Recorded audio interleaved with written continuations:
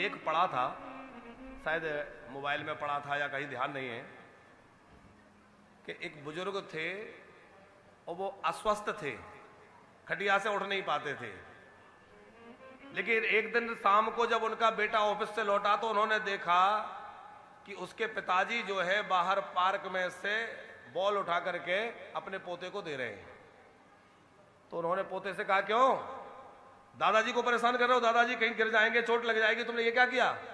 उनको क्यों बॉल उठाने को कहा? उन्होंने कहा, बेटा इसको डांट मत, यही तो मेरे जीवन की ऊर्जा है। मैं बिस्तर पे पड़ गया था, उसका कारण था कि मुझसे ना तो तू बात करता, तू सवेरे उठा ऑफिस चला गया, शाम को आए कमरे में घुस गए, ना बहू को समय है ना बच्चों को समय, वो अपने पढ़ाई में स्कूल में मस्त है। मेरी खटिया ऊपर डाल दी अकेले कमरे में, लेकिन जब से मैंने अपना बिस्तर खटिया वहां से उठा के नीचे डाली है, डलवाई है, तो तब से ये हो गया कि तू जाता है तो तुझे देख लेता हूं, आता है तो तुझे देख लेता हूं, बहू से दिन में 2-4 बार पूछ लेता हूं क्या कर रही हो, क्या बन रहा है। बच्चे निकलते हैं उनसे बात कर लेते हैं, तो उससे मेरे को ऊर्जा मिलती है। और ये बच्चों के साथ मुझे बात करते करते इतनी ऊर्जा मिल गई कि मैं अपने बिस्तर से उठ के इनके साथ खेलने भी लग गया, हाथ पैर इतने ठीक हो गए। तो वो व्यक्ति बीमार हुए क्यों?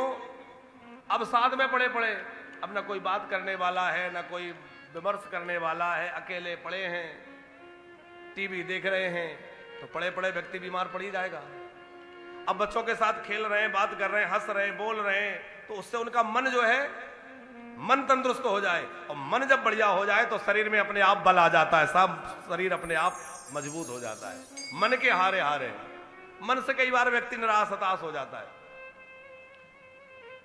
तो आज जो घर में बुजुर्गों की दुर्दशा हो रही है, उसका बड़ा कारण है कि घर परिवार के लोगों के पास, उनके पास ना बैठने समय है, ना उनसे बात करने समय है, ना उनकी कुछ भावनाओं की आदर करते सुनते।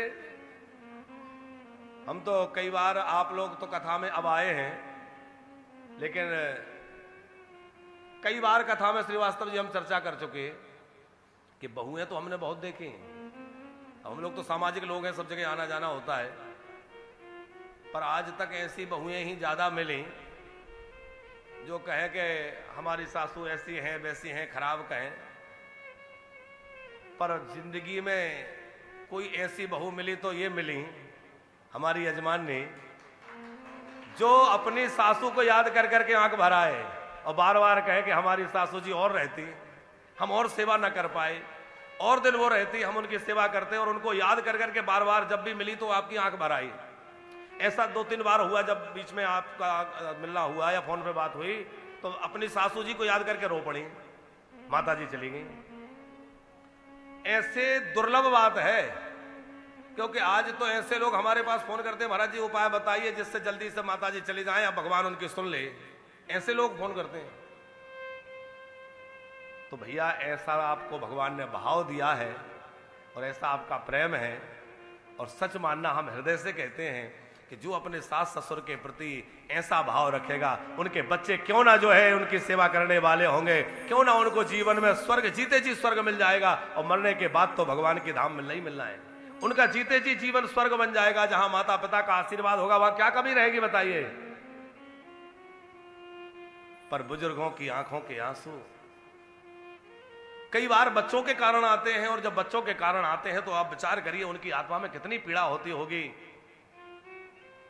वो माताएं जिन्होंने बड़े अरमान से अपनी संतान को पाला पोसा बड़ा किया, और वो बच्चे जब बड़े होते हैं हमें आश्चर्य होता है कैसे अपनी मां को सड़क पर छोड़ देते हैं। जहां मर्जी चली जाओ, हम नहीं रख सकते, हम कुछ नहीं कर सकते, आपको जो ठीक लगे कर लो। श्रीवास्तव जी, ये माताएं रोती हुई आती हैं। कोई रोटी बेलने को मजबूर है, कोई किसी के घर में काम करने को मजबूर है, क्योंकि पेट तो पालना है। पर आश्चर्य हमें इस बात का लगता है कि वो बच्चे कैसे, कि जितने अरमानों से मां बाप ने उनको पाला, जिस मां ने गर्भ में रखा, कोख में रख के जन्म दिया, पालन किया, उसका मलमूत्र धोया, उसको दूध पिला के बड़ा किया, और वही बच्चा कहता है जहां जहां मर्जी हो वहां चले जाओ, मरना है मर जाओ, हम नहीं रख सकते।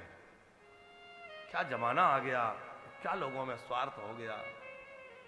पर धन्य है आप जैसे बेटा और बहू जो अपने माँ के लिए इतना भाव रखते हैं, और आपने ऐसा आदर उनको दिया और जीते जी उनकी खूब दिल से सेवा की, हर इच्छा पूरी करने का प्रयत्न किया और पूरे जीते जी उनकी सेवा में लगे रहे। और उनका शरीर पूरा होने पर भी आप उनके संकल्प की पूर्ति के लिए साल भर से लगे। देखो भागवत तो यहां बहुत लोग कराते हैं, लगातार होती है, लेकिन आपकी जो निष्ठा श्रीवास्तव जी की हम देख रहे हैं वर्ष भर से, महाराज जी कोई दिक्कत ना हो, महाराज जी ये व्यवस्था ऐसी हो जाए, ऐसी, उसकी क्यों? हमारी मां का संकल्प था बढ़िया से बढ़िया होना चाहिए। यद्यपि कथा आपके विवाह वर्षगांठ पे भी होने का एक चल रहा था, और श्रीवास्तव जी उसमें भी हमें एक कारण लगता है, सच्ची बात कह रहे हैं कि यदि विवाह वर्षगांठ में कथा होती तो कहीं ना कहीं कथा का रुख ये हो जाता कि विवाह की उपलक्ष्य में, वर्षगांठ के उपलक्ष्य में हो रही है, लेकिन शायद बिहारी जी को यह मंजूर था कि केवल माता जी के लिए समर्पित रहे, इसलिए उन्होंने तारीख बदलवा दी। इतना कंफ्यूजन उस तारीख को लेकर हुआ, वरना ऐसा कभी होता नहीं कि हम तारीख भूल जाएं और वो तारीख कहीं और निश्चित हो गई और वहां सारी बुकिंग हो गई हरे बद्रीनाथ में, ऐसा होता नहीं।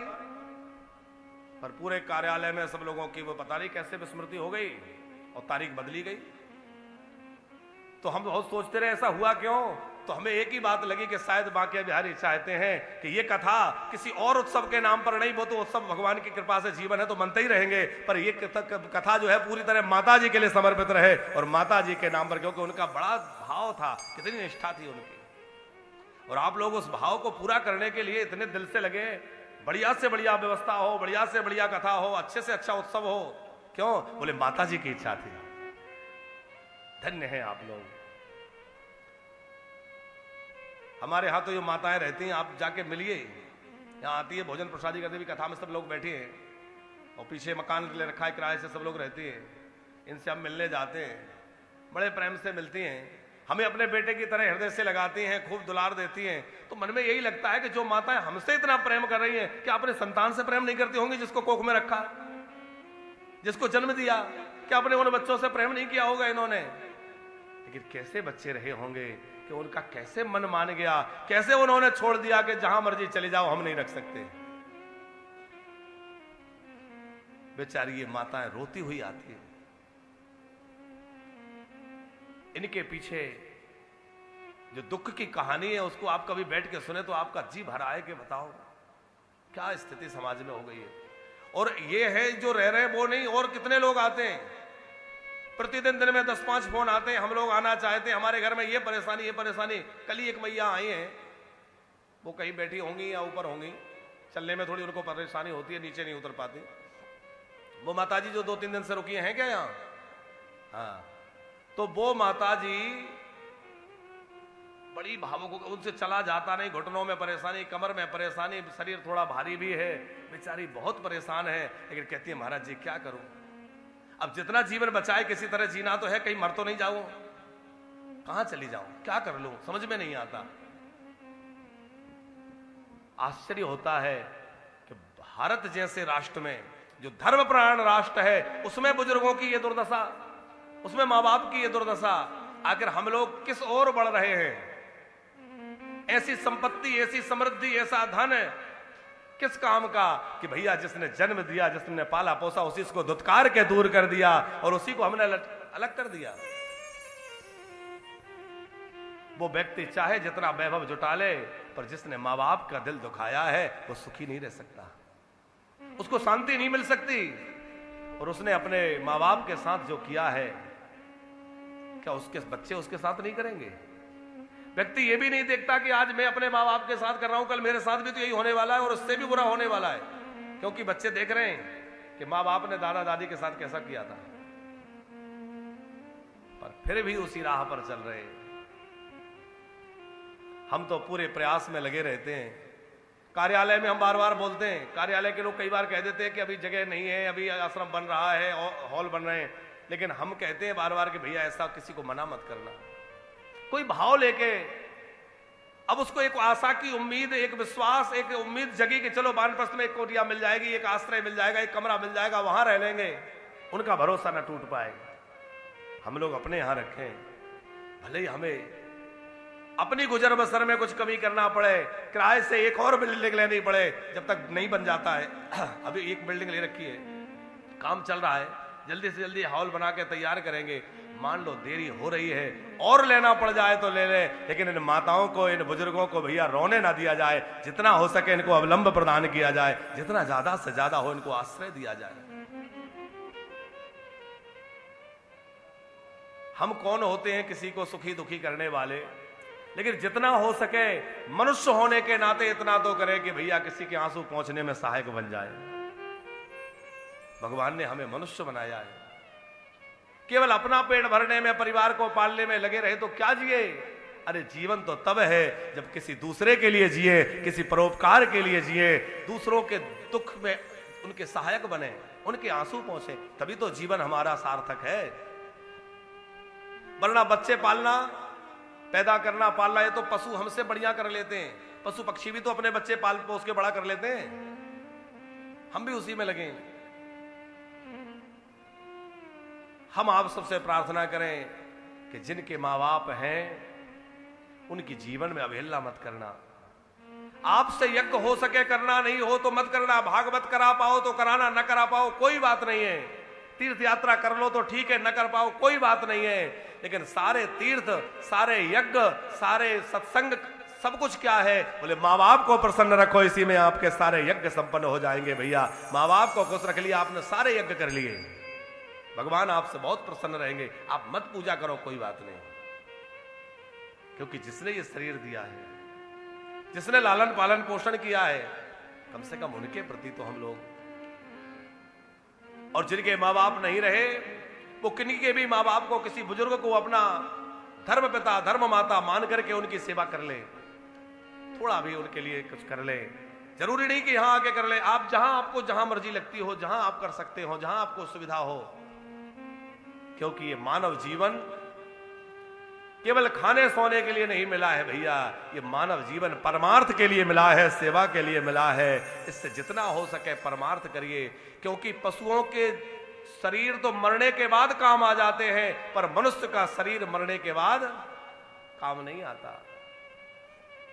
मनुष्य का शरीर तो जीते जी जो काम आ जाए वही काम है, मरने के बाद काम नहीं आता।